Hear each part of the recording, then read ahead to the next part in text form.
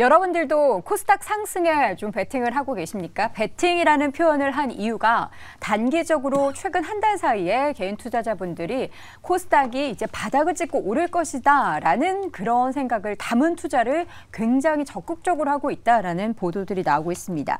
중요한 건 꺾이지 않는 마음, 우리가 축구 이야기할 때 항상 등장하는 그런 문장이었는데 개인 투자자분들이 왜 이렇게 시장이 상승할 걸로 좀 긍정적으로 보는 걸까요? 그런 분위기 왜 그렇다고 보세요? 일단 지난 10월에 워낙 증시가 이제 조정을 큰 폭으로 받았는데도 불구하고 이제 개인들이 샀던 이제 지수 관련된 ETF를 보면 말씀하신 대로 이제 2배로 추종한 레버리지 코스닥 이런 ETF부터 이제 지수 추종하는 거에 대한 순매수를 계속해서 개인들이 이어갔거든요. 일단은 10월 하락폭이 이제 다소 과도했다고 보는 시각이 분명히 있는 것 같아요. 그리고 그에 따라서 반등 타이밍을 기대하는 시각이 분명히 있었던 것 같습니다. 특히 이제 코스닥만 보면 시장 주도주라고 볼 수 있는 2차 전지 때문에 지수가 빠진 게 너무 과했다고 보는 거죠. 코스닥에서 이제 에코프로를 비롯해서 2차 전지 비중이 시총 기준으로 이제 15% 이렇게 되기 때문에 2차 전지들이 계속해서 이런 코스닥의 과도한 이제 하락을 이끌고 있다라고 보는 거고, 다른 글로벌 시장 대비해서도 많이 빠졌거든요. 보니까 코스닥이 10월에 우리가 전쟁난 이스라엘보다 더 아니 우리 전쟁 났습니까? 그러니까 하락폭이 더 컸더라고요. 왜 그런 거예요? 이런 것들이 이제 주요국 증시들이 보통 마이너스 3~4% 이렇게 10월에 꽤 크지 않았어요, 조정폭이.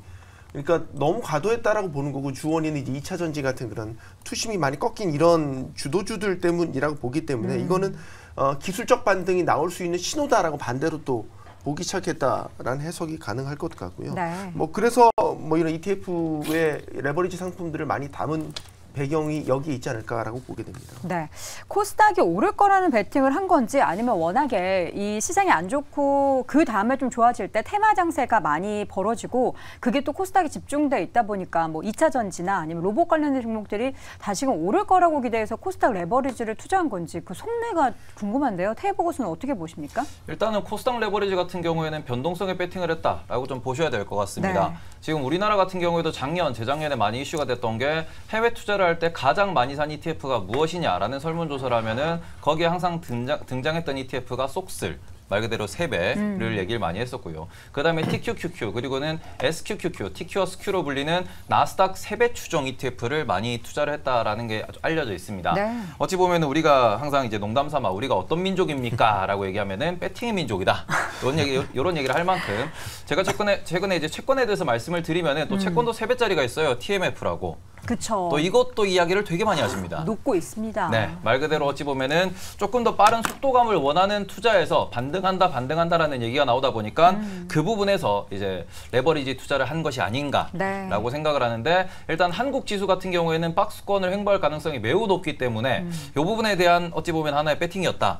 다만 이게 바닥을 잡기 위한 트레이드였으나 조금은 너무 좀 욕심이 컸다라고는 생각하고 있습니다. 네, 그러면 그러니까 타이밍을 사실 잘못 잡았고, 레버리지 투자가 무조건 잘못됐다고는 볼 수 없는데 잘못된 타이밍을 잡게 되면 손실이 너무나 커지기 때문에 지금 많은 개인 투자자분들이 좀 피눈물을 흘리고 계시지 않을까라는 생각이 드는데, 한 가지만 추가로 말씀드리면 최근 3주 동안 또 개인들이 파생시장에서 풋옵션을 매수하는 추세를 보였거든요. 이것도 반대로 하락에 베팅한 거거든요. 어떻게 하는 거예요? 그러니까 사실 태희보 교수가 얘기한 대로 어떻게 보면 오르든 내리든 변동성에 초점을 맞춰서 투자를 했다라고 보는 거죠. 천재네요, 그럼 우리 개인 투자자분들은. 그러니까 상승에도 베팅을 했고 하락에도 베팅을 했는데 양극단에 대한 어떻게 보면 베팅을 한 거니까. 그러면 심리가 그만큼 아리까리하다, 모르겠다라는 거네요. 아니죠. 지금 어떤 지수의 흐름을 보면 변곡점이 가까이 왔다라고 개미들은 봤다라고 해석을 할 수 있죠. 그런데 중요한 건 그 두 개를 다 잡는 투자자들도 있겠지만 대다수의 분들은 한쪽에 몰려 있을 거란 말이죠. 레버리지 투자를 했거나 풋 투자를 했거나 아니면은 이 풋옵션 같은 투자를 하는 분들은 이렇게 바벨 전략을 사용할 수도 있겠지만 제가 봤을 때는 레버리지 쪽 투자하신 분들은 가자를 외치면서 투자하셨을 것 같아요. 기본적으로는 그렇다. 지금 매수 규모를 보면 크기 때문에 지금 9천억 오른다에 베팅한 게 거의 그 ETF만 봐도 9천억 넘게 순매수를 했기 때문에 개미들은 상당히 이제 어쨌든 반등 포인트에 초점을 맞춘 건 있긴 한데 반대의 극단의 투자에 베팅한 분들도 많이 있다라는 것. 그래서 전반적으로 변동성이 많이 확대된 가운데 여기에 그 투자자들이 좀 쏠린 그런 정향이 분명히 있는 것 같아요. 네, 변동성에 투자하고 있는 개인 투자자분들 물론 현명하게 뭐 여러 가지 방향성을 고려해가면서 잘 배분을 하신 분들도 계시겠지만 그렇지 않은 분들은 참 걱정이 됩니다. 일단은 우리 시장에서 보면요, 항상 어려울 때 뭐 기관이나 외국인들이 결국에 시장을 끌어올렸다기보다는 개인 투자자들의 수급에 의해서 시장이 좀 반등을 하거나 이런 부분들이 많아서 지금 우리 개인 투자자들의 존귀하게 버티는 이 존버 투자 승리한다라는 걸 이번 조정장에서도 좀 보여줄 수 있을까요? 일단 좀 더 지켜봐야 되지 않을까 싶습니다. 뭐 주가라는 게 항상 등락을 이제 거듭하는 그런 모습을 보였다라고 보시면 될 것 같고요. 특히 이제 국내 코스닥 지수가 뭐 10월 달 들어 이제 많이 하락을 했었던 이유는 2차 전지 관련된 부분이다라고 보시면 되는데요. 2차 전지가 올해 상반기에 올라간 폭을 생각을 하면 과연 지금 조정으로 끝날 것이냐 아니면 추가적으로 할 것이냐에 대한 부분은 여전히 좀 퀘스천이다라고 보시면 될 것 같습니다. 그 이외에 다른 이제 섹터 같은 경우 2차 전지나 로봇 AI를 제외하고 뭐 대부분의 섹터가 올해 그렇게 오르지는 못했습니다. 그렇기 때문에 크게 지수 측면에서 보면 뭐 다른 이제 섹터 그러니까 종목 측면에서 보면 그렇게 안 빠질 가능성은 있지만 지수 측면에서 보면 2차 전지 관련된 종목들의 낙폭이 지금보다 좀 더 커진다라고 하게 되면 지수 하락에 대한 뭐 생각은 좀 더 이어질 가능성은 있다라고 보여지고요. 그렇기 때문에 지수 측면에서 보면 앞으로 조금 당분간은 뭐 횡보 장세가 좀 더 이어질 가능성은 충분히 있다라고 보여집니다. 그렇기 때문에 일단 2차 전지주가 바닥을 찾기 전까지는 아마 이렇게 이제 공격적인 배팅은 조금 더 하기에는 지금은 좀 어렵지 않을까, 조금 조심하셔야 되지 않을까. 대신 이제 단기 트레이딩 관점, 그러니까 뭐 오르락 내리락이 뭐 계속 있기 때문에 단기 트레이딩 관점에서 뭐 레버리지를 활용한다라는 거는 뭐 가능하지 않을까 싶습니다. 지금 사실 저희 오늘장 탑5 통해서는 우리 고수분들이 최근 한 달 사이에 계속해서 지켜보자, 아직은 변동성이 있다, 뭐 이런 이야기를 주기적으로 계속해서 드리고 있는데 증권사에서는 9월 시장, 10월 시장에서 일부 이때가 저점이고 지금 더 모아갈 수 있다 이런 이야기들을 많이 했습니다. 또 섭섭한 건 사실 올 초도 그렇고 작년에도 그렇고 올해 시장에 대한 흐름을 전망을 했을 때 대부분의 증권가의 시각은 상저하고였습니다. 그러나 뭐 갑작스럽게 뭐 AI가 뭐 시장의 화두로 떠올라서다라고는 하지만 지금의 움직임만 봐도 상고하저가 너무나 뚜렷하거든요. 이러면 어떻게 우리 개인 투자자들 다 연합해가지고 홍군형 내러 가야 되는 거 아니에요? 네, 뭐 저도 이제 의견을 말씀드려 보자면 네.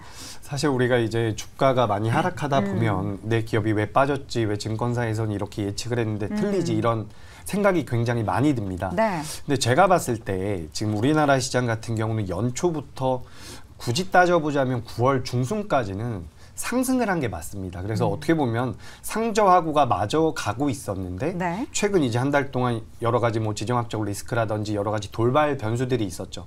그래서 이제 2차 전지 쪽에 대한 수요 감소라든지 이런 부분들이 엮이면서 최근 이제 한 달 동안 굉장히 이제 이런 판세가 많이 바뀌었다라고 보고 있습니다. 그래서 물론 이 예측을 더 잘하면 좋겠지만 사실 이런 식으로 이제 우리가 매매를 해서 실제로 결과물에 대한 그런 자본금의 변경을 겪는 것은 실제 우리 개인 투자자분들이기 때문에 이제 매매를 하심에 있어서 좀 원칙을 세우고 리스크 관리를 좀 잘해 보셔야지 이들을 원망하더라도 결국엔 내 계좌가 손실이 나면 안 되는 거기 때문에 저는 이런 관점에서 좀 말씀을 드리고 싶고요. 네. 그리고 뭐 계속 증권사도 계속해서 틀리고 개인 투자자분도 틀리는데 이제 증시 자체는 어느 정도 저점을 잡았다라고 보고 있으니까 이 부분은 참고하시면 될 것 같습니다. 알겠습니다. 앞서서 우리 손석우 교수님께서 그 말씀해 주셨잖아요. 전쟁이 나 있는 이스라엘보다 우리 시장이 더 빠졌다. 이렇게 갑작스러운 전쟁, 그런데 우리는 더 많이 빠진 10월에 이런 최악의 움직임. 왜 우리가 예상을 못했을까요? 근데 저는 한 말씀만 좀 드리자면은 저는 올해 좀 망언을 하나 했었거든요. 어떤 연초에. 망언이요? 상저하저다. 상저하죠? 네. 상저 틀렸네요. 네, 상저는 제가 이제 AI가 나오고 SBB가 터지고 제가 잘못 봤습니다. 라고 정정을 하긴 했는데 네네. 일단 가장 큰 포인트는 뭐냐 그러면은 그래서 지금 금리 수준이 얼마나 있는가. 도대체 금리 5%에서 우리는 주식을 얼마나 수익을 볼 수 있을 것인가 그쵸. 라는 부분에서 초점을 맞춰보시면은 우리가 AI라고 하는 기술 혹은 SBB라고 하는 그런 금융적인 사태로 인해 가지고 유동성이 풀리고 AI에 대한 희망이 이제 좀 들어오면서 특히 우리나라는 반도체 쪽으로 수급이 들어오면서 조금 상승을 보였습니다.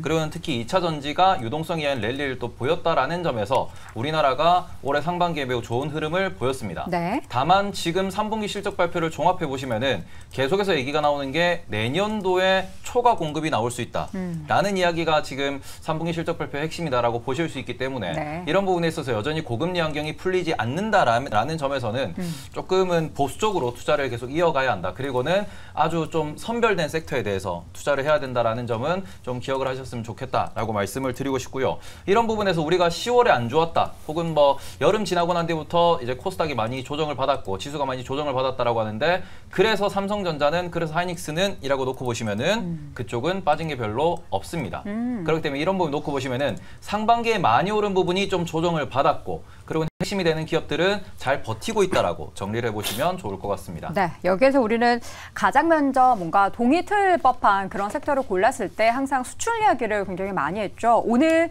수출 관련한 지표 발표가 됐죠. 10월에 수출이 5.1% 전년 대비 증가를 했고 13개월 만에 플러스 전환했습니다. 세부 품목을 보면은 자동차가 거의 20% 가까이 그리고 일반 기계가 10%대고 선박이 100% 넘게 증가를 했고요. 디스플레이 쪽도 증가를 했습니다. 반도체가 안 보이네요. 이렇게 봤을 때는 이런 수출 데이터를 보고 좀 먼저 튀어오를 만한 섹터 여전히 지금 보니까 자동차 매력적이고 조선도 괜찮은데 임순재 교수님 오늘 혹시 데이터 보셨나요? 네, 뭐 데이터 뭐 새우 데이터가 아직 뭐 안 나와갖고 네. 크게 이제만 나와 있는 그런 상황인데요.